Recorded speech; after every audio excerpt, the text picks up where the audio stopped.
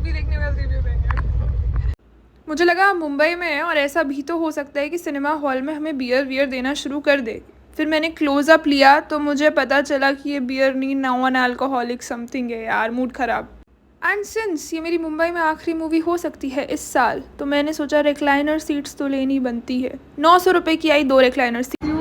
कि लड़का कितना हॉट है, बिल्कुल भी हॉट नहीं लग रहा मेरे को, तो हम मुड़ जाते हैं। समझ इसका ये इन दोनों में से तो कोई भी हॉट नहीं, डैड है ये दोनों। I almost forgot how a physical movie ticket looks like. Movie चाहे कोई भी हो, मेरे लिए तो मेन कैरेक्टर हमेशा एक ही रहता है। स्नैक्स ब्रो, स्नैक्स, पॉपकॉर्न, नैचोस, महंगी कोल्ड ड्रिंक जो कि मुझे सस्ते में भी मिल सकती थी, but it is what it is. Movie के साथ स्नैकिंग इज़ वेरी इंपॉर्टेंट, इसलिए मूवी की टिकट से महंगे स्नैक्स खरीदने के बाद जो हैप्पीनेस मुझे फील हुई, इतनी हैप्पीनेस तो भाई सोना चांदी खरीदने के बाद भी नहीं होती। खाना ठूस रहे हैं हम और अब हम देखेंगे materialist. IMAX recliner seats.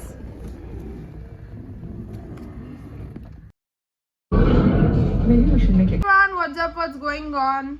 I went to watch Materialist yesterday, and if you don't want spoilers, you can skip this part of the vlog because I'm gonna give you a lot of spoilers. Today I went to watch Materialist, and honestly, I'm a bit disappointed. Not in the movie. Movie अच्छी है, but I'm disappointed in the main character. I'm always disappointed in all the main characters. Like, who the fuck made them main characters? They're not even acting like main characters. They're not main characters. If they were in real life, they would have zero main character energy. And Dakota Johnson in Materialist is such a woman जिसके पास अगर ये real life में operate कर रही थी तो उसको कोई मेन कैरेक्टर तो नहीं बोलता। क्योंकि ये मूवी के एंड में अपने एक्स के पास चली गई भाई। एक एक्स जो ब्रोक है, इसने अपनी जॉब छोड़ दी, ब्रोक एक्स के पास चली गई और बस she is getting engage to the broke ex and that's how the story ends and she rejects a very rich guy which is okay, but you reject the rich guy but don't go back to your ex, bitch. What the fuck? So that was the plot of the movie. और जब वो movie ऐसे and हुई that she is going to the broke ex who says he loves her till the day she dies. Oh my god. And he doesn't even have money to afford a real ring. तो वो फूल की ring बनाता है और उसको देता है। Babe, जितने दिन ये फूल की रिंग चलेगी ना, उतने ही दिन तुम्हारा प्यार चलने वाला है।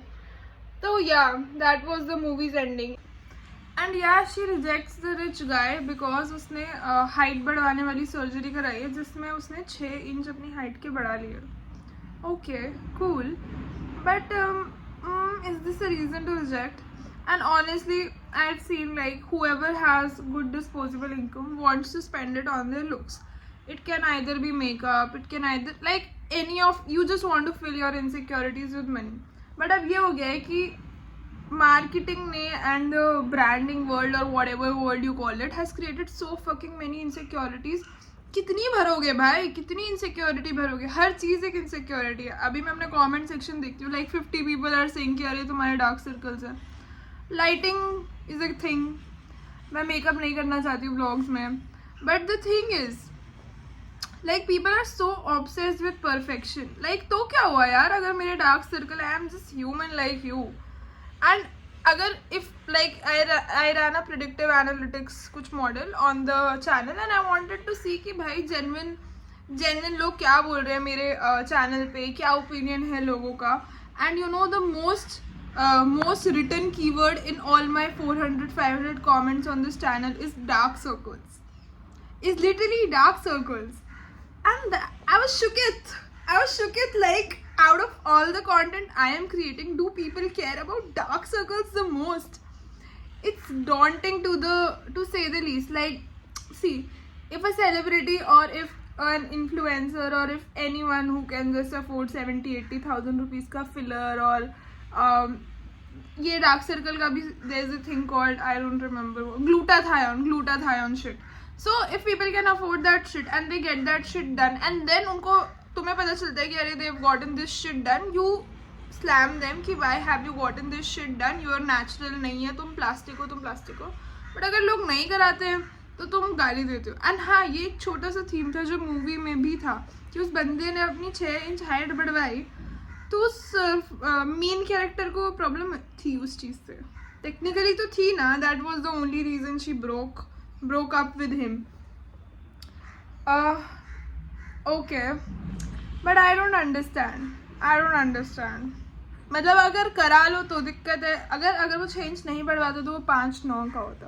और अगर वो 5'9" का होता, he probably wouldn't have landed the main character of the movie. If this was real life, I'm getting too technical here. So yeah, I don't know, people are just weird. And I don't know what's the obsession कि भाई सबको perfect दिखना है, ये colour का सब होना चाहिए, डार्क सर्कल नहीं होने चाहिए, स्किन एकदम फ्लॉलेस होनी चाहिए. भाई हम ह्यूमंस हैं, हमें कैरेक्टर देता है हमारे फ्लॉज. अगर हम सब काइली जेनर जैसे दिखने लग जाएंगे, काइली जेनर भी काइली जेनर जैसी नहीं दिखती है गाइस. अगर हम सब एक जैसे दिखने लग जाएंगे तो क्या होगा. अगर सारे लड़के लंबे होंगे और सारी मतलब कम ऑन, और सारी लड़कियों के लिप्स प्लम्प होंगे, what gives this character is being snatched away by the fucking beauty industry or whatever. Everything that gives this character has to be shaped in a different way. I don't know. That was my opinion. बहुत दिन बाद market में कोई ढंग का Indian reality show आया है तो एक वॉच पार्टी करनी तो बनती है. Of Traitors season 1. Hi Akshat. Hello everyone, what's up, what's going on. आप लोगों ने ट्रेटर्स फिनाले देखा क्या? I am very excited to watch the Traitors finale and I wanted to watch the Traitors finale yesterday, but I went out on a comedy show and it was fun. तो इसलिए मैंने Traitors का finale नहीं देखा और अब मुझे winner पता चल गया. पहले मुझे लगा था उर्फी विनर है, फिर मैंने कोई पोस्ट में देखा कि निकिता विनर है, फिर मुझे लगा कि विनर इररिलेवेंट है. सबसे अच्छा तो आई थिंक पूर्वा एंड लाज और इन सब ने बढ़िया परफॉर्म करा है.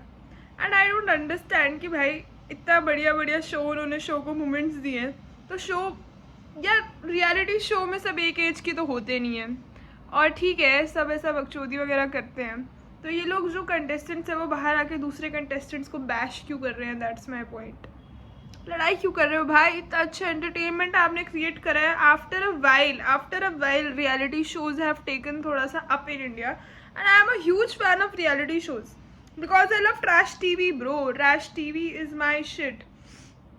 एंड मतलब on a weekend if you get to watch a good trash show, it just elevates you from inside कि भाई वाओ, मुझे पूरा टाइम दिमाग नहीं चलाना पड़ेगा. Wow, I can exist and I can entertain myself without using my brain cells. So yeah, I love trash TV. मैंने Traitors का फिनाले पूरा देखा और मुझे इतनी डिसअपॉइंटमेंट हो रही है जितना मुझे अपने प्री बोर्ड 1 के मार्क्स देखने के बाद हो रही थी गाइज. और सबसे बोरिंग 5-6 लोग पहुँचे ट्रेटर्स के फिनाले में और वो इंटरेस्टिंग भी नहीं था. कुछ भी ऐसा पंच लाइन नहीं थी, कुछ भी नहीं था, बस था सबसे ब्लैंड फकिंग फिनाले. 9 अच्छे एपिसोड करने के बाद ऐसा फिनाले दिया है इन्होंने हमें. ठीक है भाई, ठीक है, गुड अटेम्प्ट, कोई बात नहीं, होता है कभी कभी.